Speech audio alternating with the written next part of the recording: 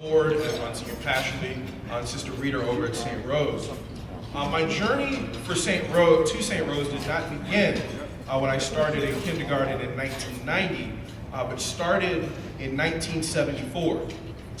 My mother came to this country in the 1970s from a small island that everybody wants to go to called Jamaica.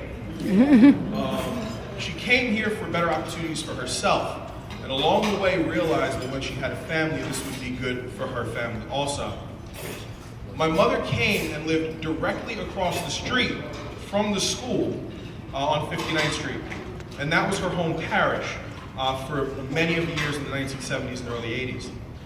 When she had us, she sent us there for school. Now, as every young child knows, you don't want to go to school. You want to stay at home, you want to watch Big Bird, you want to watch Mr. Rogers, you want to nap, you want to eat dinner, and then you want to go to sleep. Very much like what we all want to do on a daily basis. But the one thing my mother understood, the one thing I wasn't able to appreciate until I got the email and the phone call from James, was one simple thing. Foundation is important. Okay? I work at one of my other alma maters, West Catholic. One of our teachers is here, Sean McGarr. He's one of the ACE teachers. Giving him an awkward shout out. I have a great opportunity to work there and see what the West Catholic product does. I volunteer at LaSalle. I get to see what that does. The one thing a lot of people forget is grade school, for one reason. You're there, you're awkward, you don't really remember much. I was very much like Lester. Lester and his sister and I actually went to high school together, but Lester and I are what you like to call overachievers. We like to do everything to the best of our ability because we know on the other side of it is this prize, this unattainable thing that you continue to strive for. And one day we will get that. Other people may have doubts, but we will get that. When I was at St. Rose, I was surrounded by what Cory Booker calls the conspiracy of love. We had everybody from Monsignor Pashley to Mrs. Calvin in kindergarten to Mr. DeMassey in 8th grade who taught us about compassion and love. If you ask me about any lesson that I've learned in the 20 years I've been in Catholic education, I can tell you that that is the single most important thing that I've learned from my days at St. Rose of Lima. I learned how to also wear gray slacks and a blue shirt, but I most importantly learned how to be me and how to be compassionate to another. We may have done a lot of fun things, we may have had pizza days and hoagie days, but through it all, that foundation teed me up, and I know it has teed Lester up, and countless other individuals over the 90 plus years that St. Rose has been around, to really launch forth a successful life.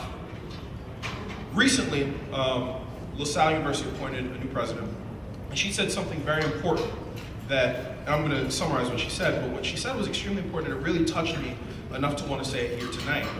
And she said, we are at a crossroads in American society. Right now, we're looking at a lot of the systems we understood for the last 100 years crumbling. A lot of the ways we've operated are shifting beneath our feet. And the one thing we need to be able to do is adjust. Now, we're unique. We're in a very unique position. We are a Catholic institution. St. Rose is a Catholic institution. And what is needed today, more than ever, is moral and ethical leadership. The foundations in our society have shifted beneath our feet. And right now, everyone's trying to regain this footing. Well, the Catholic schools are the place to get it. And I am so proud to be a member of the alumni body of St. Rose of Lima. I'm flooded with memories. The last month I've just been thinking so much about friends and colleagues who have gone to St. Rose. One of my best friends from grade school, Corey Hawthorne, got married last weekend. He's out in Cincinnati.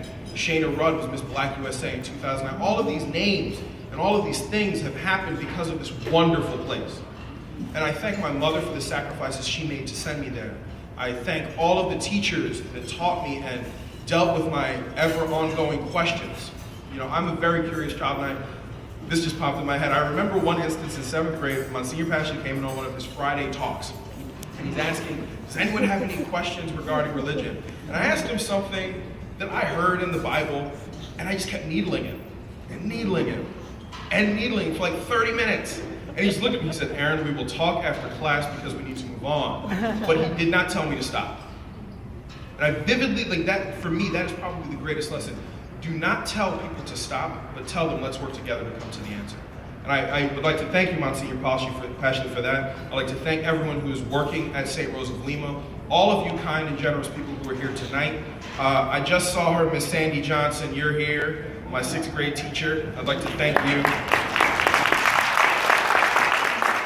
I would just like to let everyone know that this St. Rose of Lima is a very special place to me. I'm going to push it forever. I'm going to send everyone I can there. And I hope that you'll understand that there's nothing but love coming back to you.